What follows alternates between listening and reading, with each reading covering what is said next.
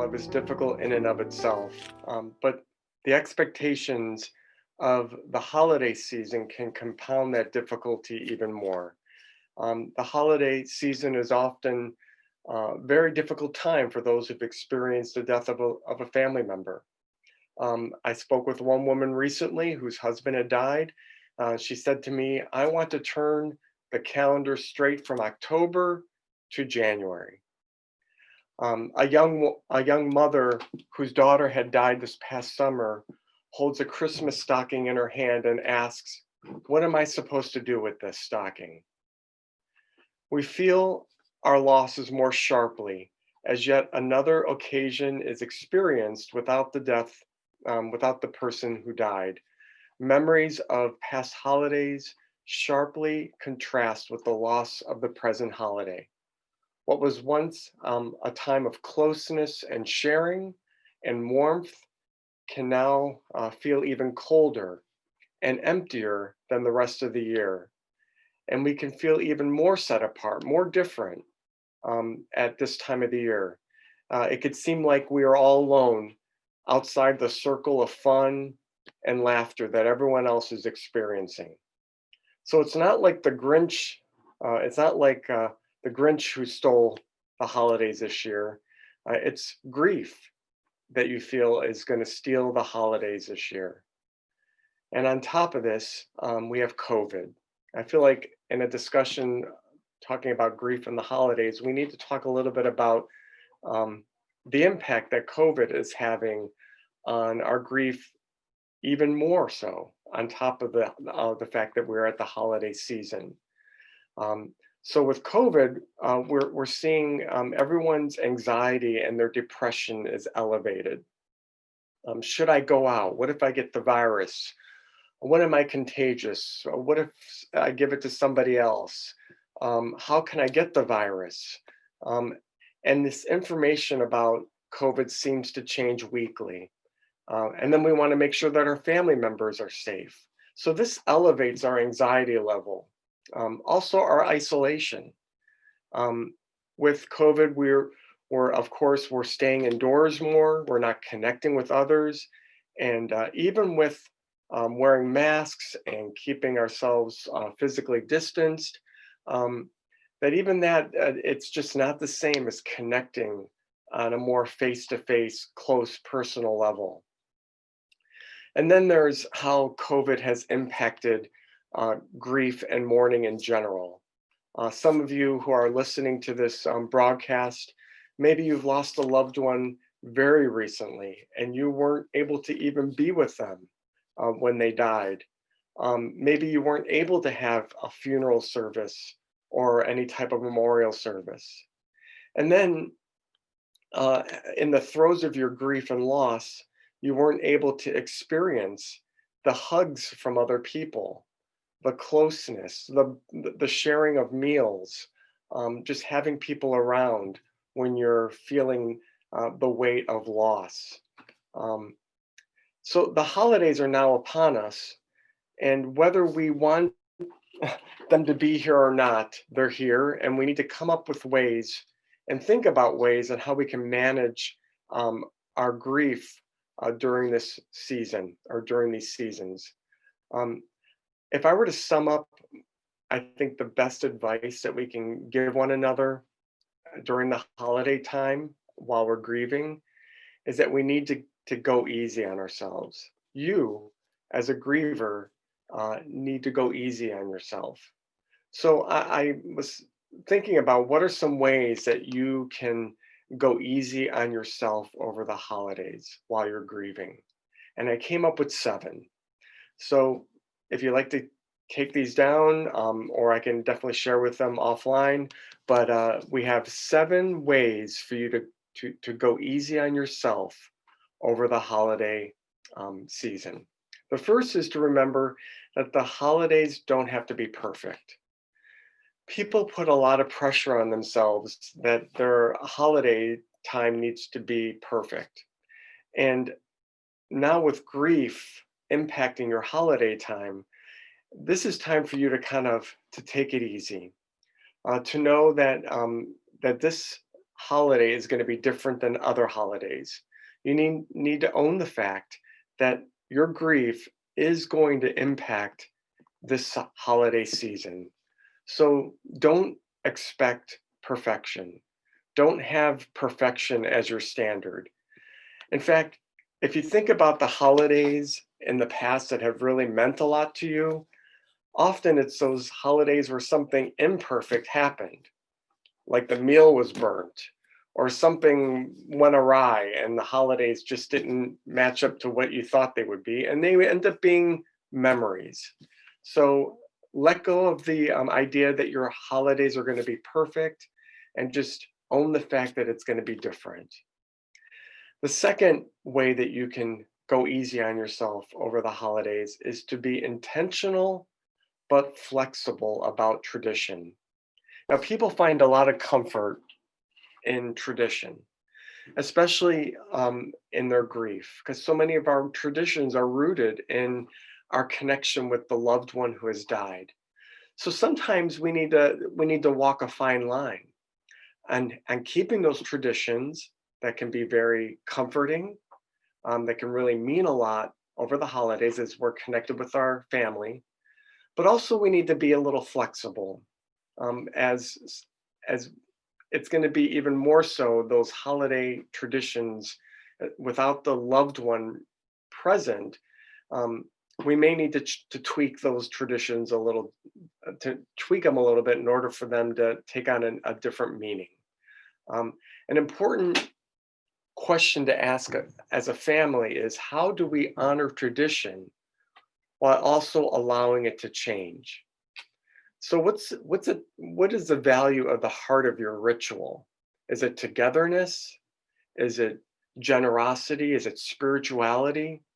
Quite often, you'll find that it's okay for some of the what to change, so long as you still connect with the why. Why are you doing this? And that leads me to the third way that you can go easy on yourself over the holidays, and that is to practice saying no. I remember I had a group of grievers. I was running a grief support group, and one of the ladies in the group was feeling a lot of pressure from her children to put up a beautiful Christmas tree this year because that's what dad would have always wanted. And they had lost their father, she had lost her husband, and she shared with the group how she just was not wanting to put up a Christmas tree this year. She wanted to take a break this year, and her children were putting a little pressure on her. So the group really supported her in her decision, and she also heard from a few of them that said, maybe you need to say to your family, this year we're not going to put the tree up, but I am going to put up a few of our favorite decorations that were very special to your dad, as a way of kind of showing some compromise. So you need to practice saying no. Now, as I've spoken with some folks recently over the last couple weeks, and they feel the holiday season coming up and they're grieving, their grief is very fresh. Many of them are finding that COVID gives them a good excuse to say no. And actually it's kind of closing the door on some of those holiday traditions or get-togethers or holiday parties. And so they're finding it a little relief in knowing that they're not going to have to keep up with all the social engagements over the holiday time. But you may need to say no about some other things, as a way of taking care of yourself. Another thing that you can do to take care of yourself over the holidays is to schedule me time. I tell folks as they're grieving that it's very important that you exercise additional self-care, that you find ways that's going to show that you're taking care of yourself, and that's going to be meaningful to you over the holiday time. So whatever that looks like, whatever things that you do to cope with your sadness or to cope with your anxiety, you might want to increase those things a little more over the holiday time. A fifth way that you can take care of yourself over the holiday time is to utilize your resources and to ask for help. Um, So think about the resources that you have out there. Maybe it's friends that are especially comforting to you. Perhaps you might want to connect with them a little bit more over the holiday time. If you have a therapist or a counselor, maybe you want to schedule an extra appointment over the holiday season just to give you that extra support. If you find that you need someone else to provide that extra support over the holiday time, please don't hesitate to give me a call and at the office, and I could definitely give you that extra support that you need. Um, you might look for a group. I'm going to be running a grief support group over the holidays. And if that group it actually happens, you're more than welcome to come and take part of that. Just give me a call. So think of those things that you need to do to get the extra help that you need over the holiday time while you're grieving. Another thing that you can do to take care of yourself and to go easy on yourself over the holiday time is to allow yourself to experience moments of comfort and joy. I've been speaking with a number of people recently, and we hear that over the holiday time with COVID, that some people are putting their trees up early, some people are decorating their home a little earlier just to kind of bring a little of that holiday cheer at an earlier time.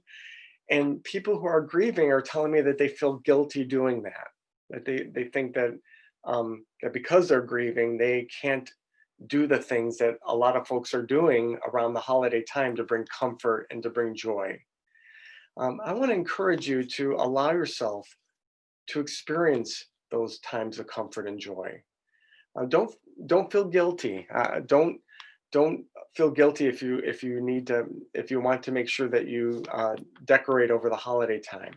It may be exactly what you need to do to experience a little joy. You can't grieve 24/7. Um, I often say that children are good examples of what it means to grieve because children um, innately take breaks in their grief. So they'll experience times of sadness in their loss, but they'll also laugh and play and have fun. And you need to do that as well. You need to take some breaks from your grief and experience times of comfort and times of joy.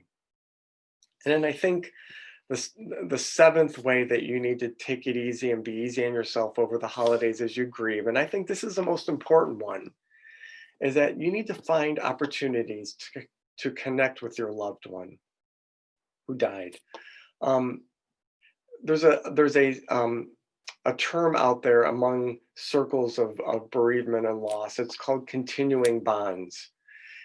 And continuing bonds it is said that the most excruciating thing about grief is thinking that we need to cut off the relationship that we have with our loved one, the one that we've lost, that we need to sever that relationship. When really, we need to continue that bond with them in some way. It's not going to be the same way because they're not here physically, but there are ways that we can continue to have that relationship with them, especially over the holiday time. I don't mind being a little personal here. That one of the ways that I connect with my mom, who died several years ago, is over the holidays, I make pizzelles and I give them out to friends and family. It's a way of me staying connected with her as I literally make like 400 pizzelles.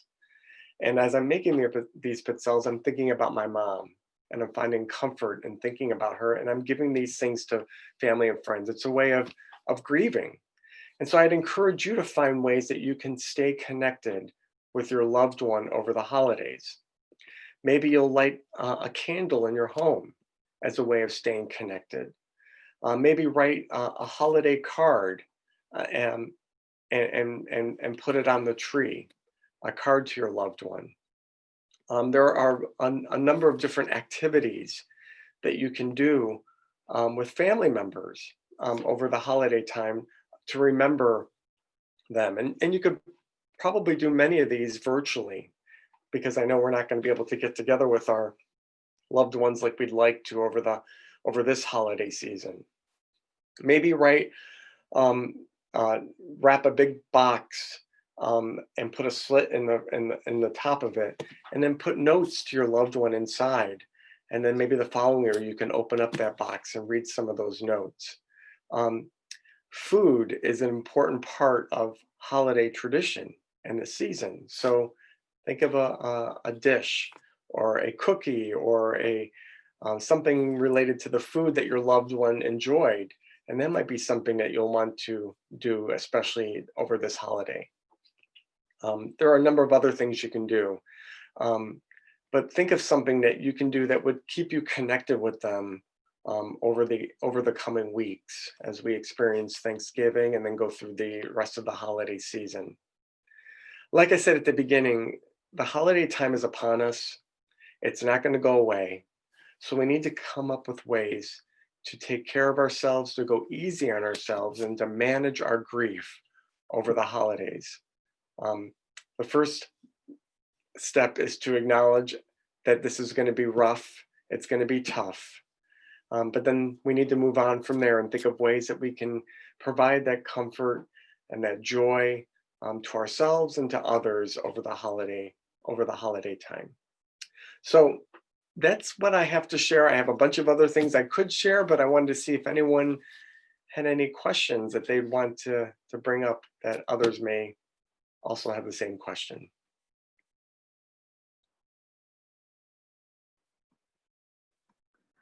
Well, David, one thing I've noticed. So, my father passed away close to 12 years ago now, and I we didn't have a whole lot of holiday traditions, but I've found that over the holidays, as you mentioned, to like sort of honor and remember him, I've created some that now remind me of him, or things that I now do sort of in his honor, and that helped a lot. With COVID, one of the ways that I help feel closer to him is to visit sort of that side of the family, right? Be closer to his family and to see them, and that has definitely been something that I'm wrestling with. Like, I've thought about it a lot, because I'm like, I feel like, will I still feel it, like I do that to help feel close to him and to have him sort of present, and now I'm sort of struggling with, if I don't do that this year, if I don't see them, does that mean I've missed that moment? Am I like, how do I Mm, sort of wrestle with that? Like, I know I'm doing the right thing by not going and visiting them, and being with them, and they're not particularly tech savvy people, so connecting in new ways is not as easy for them. But I'm really, I find myself struggling with that, because it makes me feel like I'm letting down his memory, or like like it's not as present. And I guess it's not really a question. I mean, I'm just wondering, am I thinking about this the wrong way? Is there a new sort of perspective I should give this? Like I said, I know why we're doing it. I know mhm. like that is important, but for some reason it's weird. It's like a feeling of guilt. Like I'm not honoring him. I'm not doing, because I'm not doing that, which is, what I would do every year. Well, and you bring up a really good point, Mary Angela, in that you mentioned that your dad died 12 years ago. And often, as I'm conversing with folks, um, you know, no matter how long ago our loved one died, the holidays are always a difficult time. It's always going to be that way. And I say that because there might be people listening to this presentation who've maybe lost their loved one decades ago, and they wonder why the holidays are difficult at this point. They're like, it shouldn't be this way. Shouldn't it be getting easier? Well, it just looks different each year, and sometimes it may feel a little easier, but other years it may not feel so easy. And I think you bring up a good point with COVID, that things are definitely looking a lot different this year than in years past. And I think you're thinking in the right way, and I think being easy on yourself and knowing that the way that you're going to honor your dad is going to look a little different this year. I know what the motivation is behind that, because I feel it with my mother as well, that when we do these things, when you connect with your father's family, it's a way of you feeling close to him as well. And so I would encourage you to maybe, since that's a way that you feel connected to your dad, maybe there's a way. I'm sure we could brainstorm a few ways that you can maybe connect with that family, even though you're not able to see them in person, whether it be, maybe as far as sending a card, maybe in the card writing something specifically about your dad, and or even just acknowledging that, yeah, I'm used to doing this tradition year after year, and this year it's tough because we can't do it. And sometimes just the acknowledgement of that can be comforting and helpful, you know. And Yeah. then depending on how people are with Zoom, there's all kinds of things we could do with Zoom. But again, there's that comfort level Yeah. that even with me, that it's really a learning curve as far as trying to utilize this platform. So Yeah. The flip side of it is I worry about my mother. I also don't live close to her.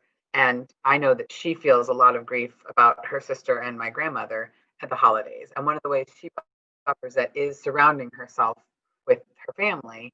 And, my one brother's in one part of Virginia and I'm here in Philadelphia, and she's just there with my youngest sister and her family, which is wonderful. I'm glad she has them and they can see each other.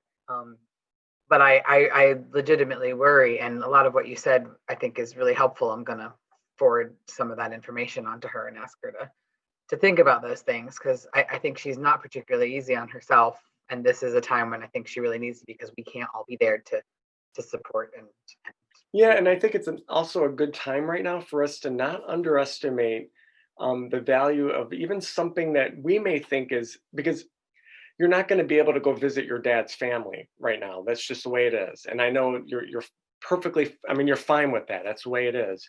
But I don't think we should underestimate the value of doing something that we may think is insignificant, but it's really going to prove to be very significant. Even if Yeah. it's just phone calls or whatever, we may think, oh, it's not the same as seeing them face to face. But even doing something that's just a step in that direction could prove to be very comforting and very meaningful during this time of the holidays and when we're in the throes of our grief. Yep. I agree. Thank you. Mhm. Anything else?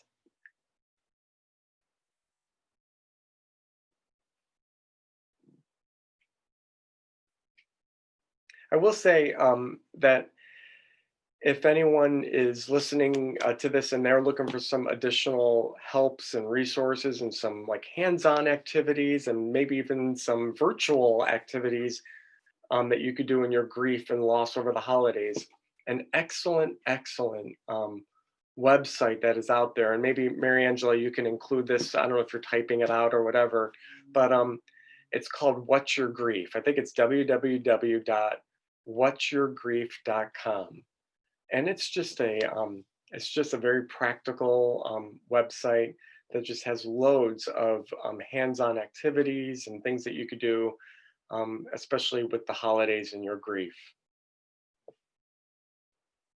That's great. I will definitely put that on our website when I post this information, as well as our community resources page. That would be really helpful. Yeah, they just came out with and I mentioned it to Mariangela when we were offline, but they just came out this morning with a list of 14 ideas for a virtual holiday.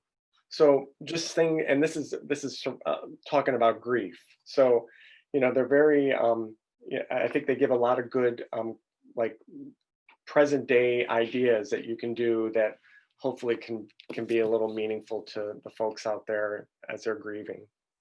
Yeah, it's wonderful. Thank you. Mhm.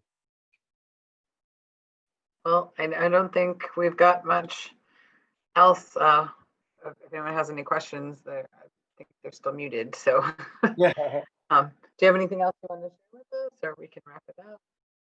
No, I think basically, like I said at the get-go,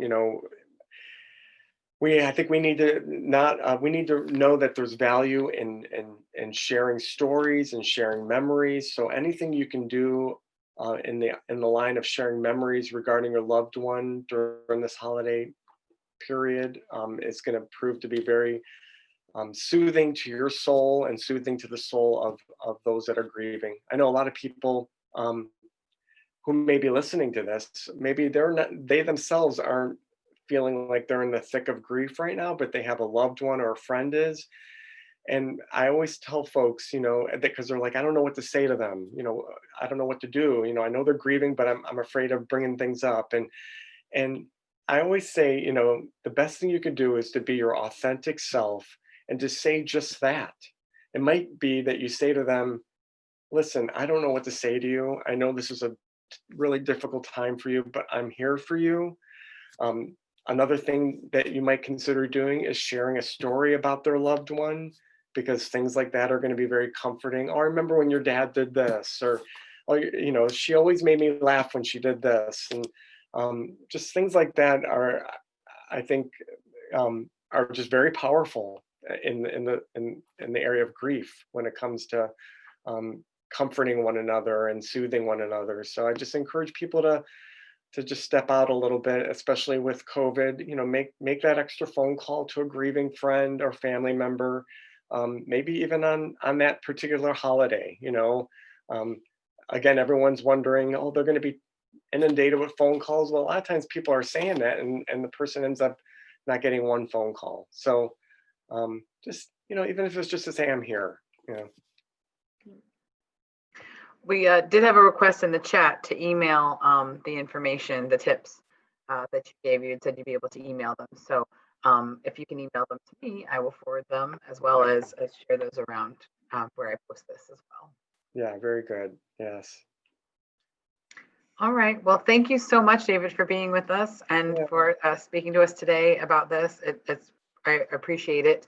As I mentioned, there's kind of been a lot on my mind. I was really interested in hearing you speak to this, because I like I said, been harboring around a little bit of guilt around this, trying to be like, I think I'm still being a good daughter by trying to be as safe as possible. But of course, it feels weird. So we're just getting through this one day at a time. That's right. It was a real honor to do this, and thank you for asking me. Absolutely. Have a good rest of your day. Thank you for joining us, everyone. You too.